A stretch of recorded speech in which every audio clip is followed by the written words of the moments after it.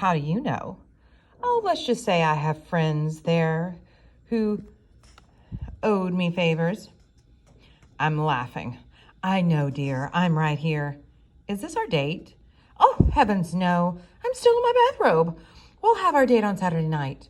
Okay, where? Meet me at my grave. You've got to be kidding me. I'd never kid, Iggy. Not about dates, anyway. 8 o'clock on the dot in the cemetery. I'll make dinner and bring you a present. What should I bring? Flowers, silly. And a willingness to believe. That's enough for me now. Bye. Wait. What? Can Seymour really see you? Of course he can, when I allow myself to be seen. Are you wondering why you can't see me too? Yes. Because you don't believe in me. Not yet, anyway. Goodbye for now. I must prepare for Saturday night. I haven't been on a date in 109 years. Tuesday, July 8th. Dear Seymour, would you be willing to chaperone my date with Mr. Grumply on Saturday night? Love, Olive. Olive. Now you're going on a date with Mr. Grumply? Why? Seymour. Dear Seymour, because he needs a friend, and because I still feel a tad guilty about that little chandelier incident, I'm planning a lovely picnic dinner for Saturday night. Please meet us at 8 o'clock at my grave, and bring your sketch pad, dear. I want a drawing of my first date with Ignatius, even if my image can't be captured on paper. Love, Olive. This is Mr. Grumply admiring Olive's grave. Do you see that she's right? See her right there? This is Mr. Grumply reading Olive's manuscript. She's still standing there. This is Mr. Grumply and Olive. It says she was born, what's that say, and died. But that's difficult to read. Gads, the most extraordinary thing has happened. You'll never believe it. I've been up all night reading a book. My book. Well, really, Olive's book. But it's based on me and her and... Let me take a deep breath and start over. I'm living in a house with a young boy and a ghost. Yes, a real ghost. Her name is Olive C. Spence. She built this house to write her books, but could never find anyone to publish her work. Until now. We've agreed to collaborate on a book. Tell him it was my idea. Of course. I'm sorry, Olive. Gads, it was all her idea. Olive's taken what little I'd written of the next Ghost Tamer book and breathed life into it. She thinks we need to scrap the character of Bartholomew Brown and instead use Seymour, Olive and me. She's brilliant, Gads. Or isn't she brilliant, Gads? She already's written 100 pages, which she let me read last night by her grave. Tell him I didn't let you keep the pages. She didn't. Just as I was finishing the manuscript, a ferocious wind swept away the cemetery and carried the pages away. Swept through the cemetery. Tell him about Seymour. Right. The boy is going to illustrate our book. He's a wonderful artist. We've got a long way to go, but it's going to be brilliant. I haven't been this excited about a project in years. Maybe ever. Well, Gads, I just wanted to let you know that I'm working with a co-author. I'm not sure who will get top billing. Excuse me? Olive, if you want your name to appear above mine, that's fine. I don't care. I just thought that given my popularity with fans and... Never mind. Of course, you should take top billing. Good grief, I need to take a deep breath. I should go to bed now. Then in a few hours, I'll wake up, eat a modest breakfast, and start writing what I can promise you, Gads, will be the best book I've ever written. Co-written. Ha! Of course, co-written. Olive has the whole thing figured out. My role is simply to write her story as best as I can remember it. I've never been so excited in my life. Forget sleep. I'm going to start working on the book right now. Most enthusiastically, yours, Ignatius. P.S. Will you do me a favor, Gads, and drop a note to Page Turner? Tell her the good news. She'll be thrilled to hear she's got a future bestseller on her hands.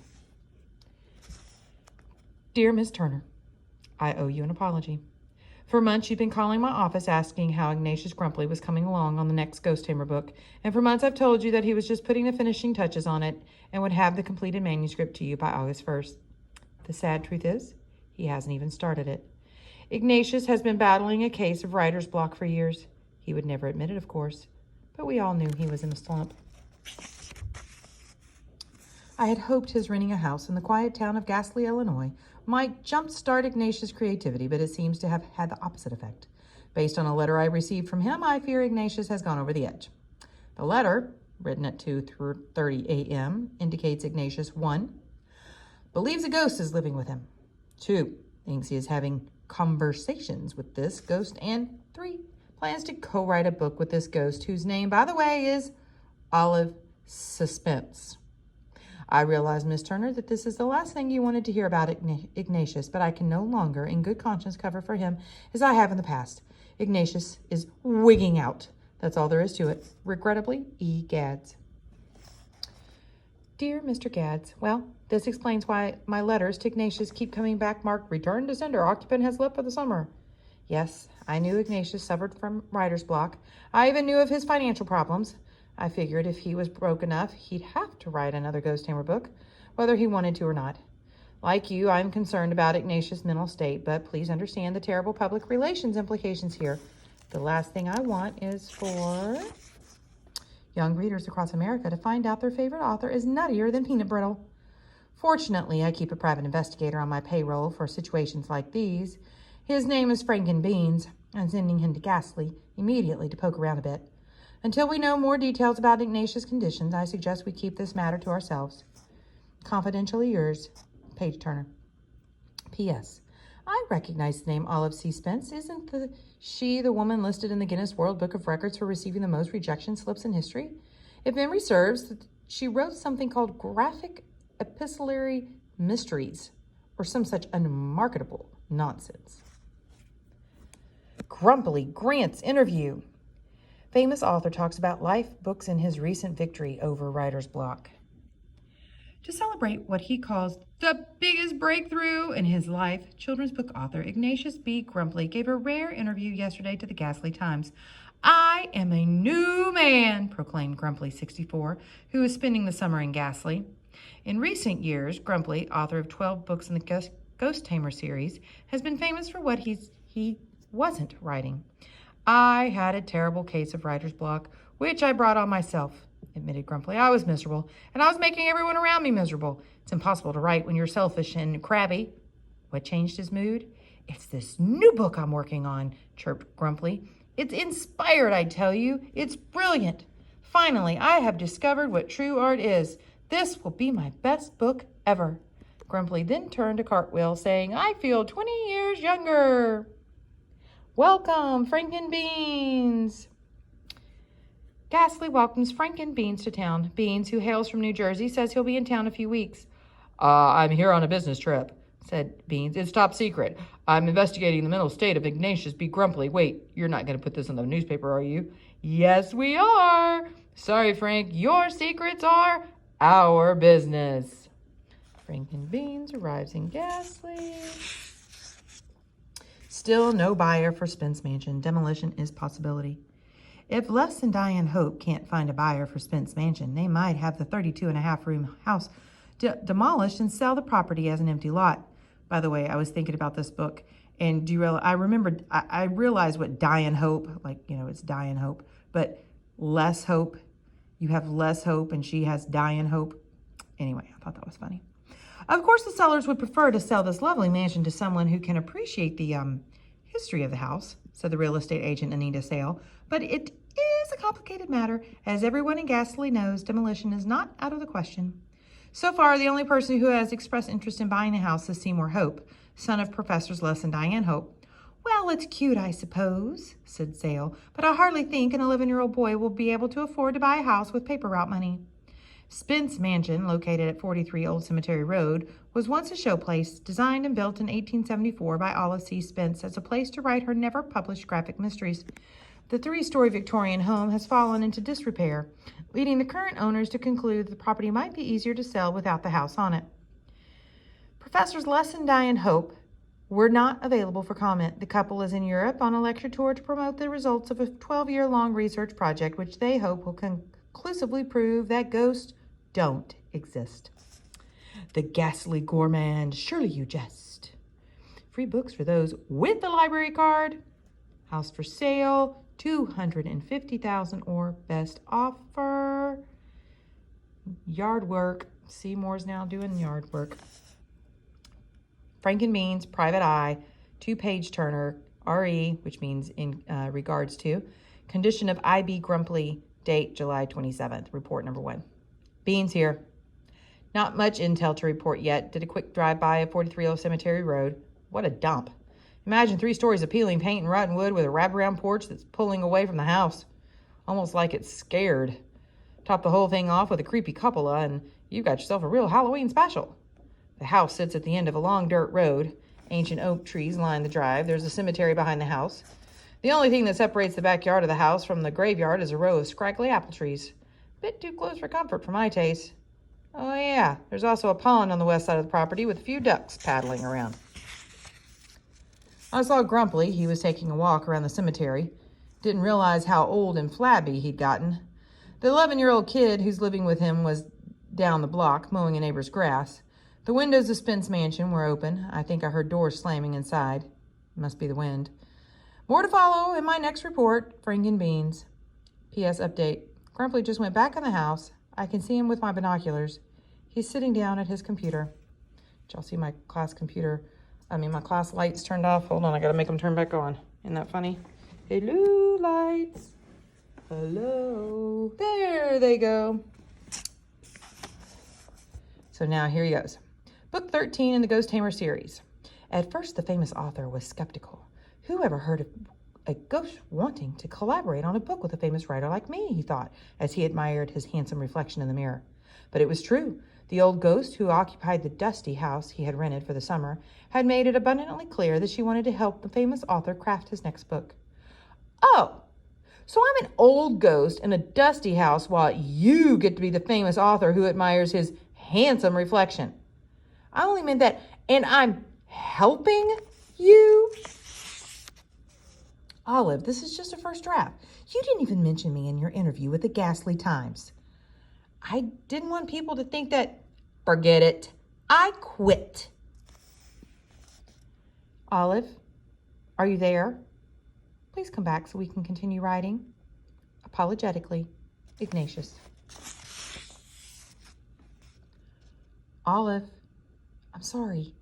I can be an insensitive clod. You're not old and I'm not handsome. And you're not helping, you're leading, you're inspiring. Repentantly, Ignatius.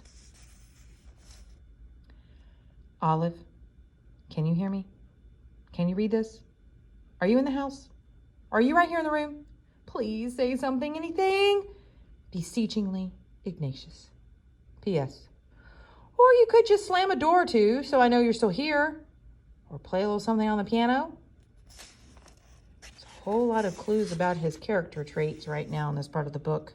In these letters and how he's signing them. Seymour. Do you know where Olive is? I'm afraid I've made her mad. What should I do? Desperately, Ivy Grumply. Mr. Grumply, I haven't seen Olive since you guys had your date in the cemetery. Sorry. Seymour Hope. P.S. Dang, this means we're on our own for dinner. If you'll cook tonight, I'll make dinner tomorrow night. We're all the way to July 31st, by the way. Did y'all notice that? Seymour, thank you for your response. I would be honored to cook for you tonight, perhaps a game of checkers after dinner. And henceforth you may call me Ignatius. Conciliatorily, which means apologetically, Ignatius. P.S. Olive, if you're reading this, please join Seymour and me for dinner tonight. Report number 2 to Page Turner. Beans here. It's just after 9 o'clock p.m. and I'm parked across the street from Spence Mansion. I've been here for an hour or so. Thanks to my binoculars, I can see Grumply and the kids sitting in the dining room. They're eating dinner. Looks like grilled cheese sandwiches. This is on July 31st. Grumply keeps getting up and walking around the dining room table. He's a weird bird, all right. He's making wild hand gestures and talking to the walls and the ceiling. The boy just keeps eating. I see a cat sitting at the table. He's eating off a plate. Did I mention the table's set for 4? Maybe they were expecting somebody. Well, if they were, nobody came. But here's something odd. There's a creaky swing on the front porch. You know, one of those old-timey porch swings like you see in the movies. Well, there's no breeze whatsoever tonight, but the swing is moving back and forth like somebody's on it. Whatever, hardly worth mentioning. More to follow on my next report. Franken Beans. Dear Olive, I'm not sure where you are, but I wanted to say hi. I had dinner with Mr. Grumply tonight. He's nicer than we thought. He even let Shadow sit at the table and eat with us. After dinner, I let Mr. Grumpy beat me at checkers. Mr. Grumpy talked about you all night. He said he never met anyone who could write like you do. Well, just wanted to tell you that, if you're around, Seymour. This is Mr. Grumpy trying to work without you. Doesn't look very happy, does he? Dear Seymour, lovely drawing, dear. Thank you. Uh-oh, I'm going to sneeze. Excuse me. And yes, I'm here. But don't tell Ignatius. You were right about him from the beginning. The man is impossible. I should have dropped 3 chandeliers on his head. I refuse to work with that dreadful bore until he starts showing more respect to me and to my house. Speaking of which, I just counted your summer earnings. I don't know how you intend to buy my mansion with only $67.50. I suggest you start finding more grass-cutting jobs tomorrow. I'll handle the paper route. Oh, and if you're wondering why you can't see me, it's because my hair is in curlers at the moment, and I don't feel like being seen. Even by you, darling. I may be dead, but I do have my pride. Now, go to bed, dear. It's late. Love, Olive. Thanks, Olive. You're the best. And I can see the curlers in your hair. This is you in curlers. Of course you can see my curlers. I can't make all earthly things disappear. But when you're drawing a ghost, you must remember to use shadows, like this. Oh, Olive, you're so good at drawing. I wish I could draw like you. You'll learn with time and practice. But no more tonight. It's almost midnight. Okay, good night. Olive, I'm glad you're still haunting this house. I gave my word I would for all of eternity, or until one of my books is published. Now, go to sleep. The apples in the backyard are ripe. If you work hard this week, I'll make apple tarts, provided I can find a recipe at the library. You're not gonna steal more library books, are you? I always return what I borrow. Well, mostly. Good night, dear. Hungarian cookbook back, but tart tomates taken. A Hungarian cookbook was mysteriously returned to the ghastly public library earlier today. I was busy reshelving my books, said Mr. Baum, chief librarian. Next thing I knew, the missing Hungarian cookbook was in my hand. But then cookbooks were flying off the dessert shelf. Baum said 7 cookbooks devoted to the art of tart baking were taken from the library. They just waft away on their own, as if, began Baum. Never mind. I don't want to talk about it. Grumpy again. Looks like we spoke too soon. Children's book author Ignatius B. Grumpy is back to his old grumpy self, as evidenced by his rude response to fans who tried to join Grumpy on his walk yesterday afternoon. I just wanted to say hello and ask him about his new book, said Paul Bearer, a young fan. I only wanted to tell him how much I love the Ghost Tamer books, said Sammy Terry. But both Bearer and Terry were given the brush off by Grumpy. He said, "Don't bother me," said Bearer. To me, he said, "Leave me alone, please," said Terry. At least he's saying please now. According to his publicist, Grumpy was supposed to have his next book completed by today. His sour mood suggests he might not have made his deadline. Spence Mansion faces wrecking ball. Due to their inability to find a buyer for their house, Les and Diane Hope have decided to demolition Spence Mansion and sell the remaining empty lot. It was not an easy decision for the Hopes, said Anita Sale, the couple's real estate agent, but they finally realized they'd have more luck selling an empty lot than a creepy old house, which, let's be honest, is what Spence Mansion is. Sale said a licensed crew will arrive in Ghastly in a few weeks to prepare for the demolition. Ignatius Grumpy has a rental contract for the house until September 1st, said Sale. As soon as he leaves, the house will be torn down. Sale said Les and Diane Hope have decided to remain in Europe.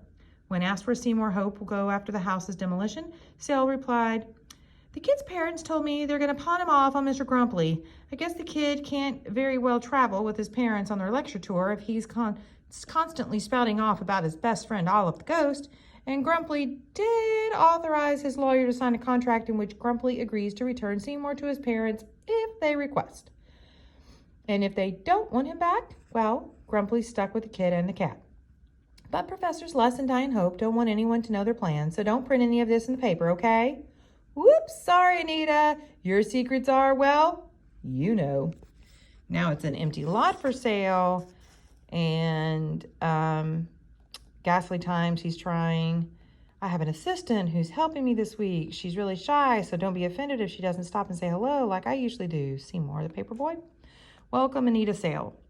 Ghastly welcomes Anita Sale to town. Sale is the owner of Proper Properties, a real estate agency based in San Francisco that specializes in unique homes and apartments.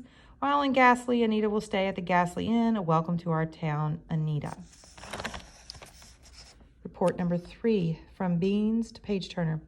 It's 4:00 p.m. and I'm reporting from a branch of an apple tree outside Spence Mansion. I can see Grumpy through the binoculars. He's sitting in front of his computer talking to a blank screen. Poor slob. He's got it bad, whatever it is. If he were any other guy, I'd say it was women problems, but I've been watching Grumpy for a week now, and I can confirm there's not a dame alive who would like this guy. He's standing up now and looking out the window in this direction toward the cemetery. His lips are moving like he's talking to somebody. Now he's pointing at the apple tree next to the one I'm sitting in. There's a basket under it. What